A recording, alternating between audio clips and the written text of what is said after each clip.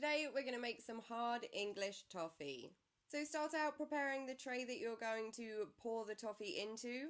So I'm just using a baking sheet covered in foil, but this will be way too big for the amount of toffee I'm going to make. So if you have something smaller that's going to end up with, a nice shaped piece of toffee, then go for that.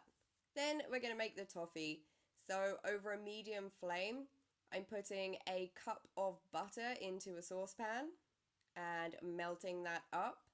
When you're making toffee, everyone says you should use a wooden spoon. I have no idea the science or logic behind it, but if so many people say it, it's probably true. So next we're adding in half a teaspoon of vanilla essence. Give that a good stir and then add in a sprinkle of salt. This is probably about a quarter of a teaspoon. And give that a stir as well. Then once it's started to melt down a bit, I'm adding a cup of sugar. And I like to add it a bit at a time, stirring as I go so that the sugar kind of gets absorbed into the butter. Otherwise you kind of just end up with a big mountain in the middle.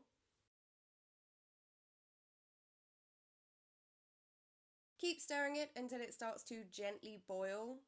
And from that point, it takes about 5 minutes until this is ready, and you need to keep stirring it all the time. If you stop stirring it, it's gonna burn and just be ruined and disgusting. After about a minute or two of stirring, you should notice that it starts to change color and consistency a bit. It should get very creamy and almost foamy. So keep at it, keep stirring.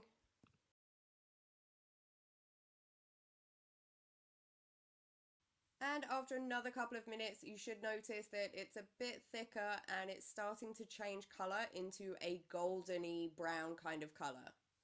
So keep on stirring some more, and you're looking for the point where it's this really nice toffee fudgy colour and it doesn't look separated. So it should look really, really nice and smooth and delicious.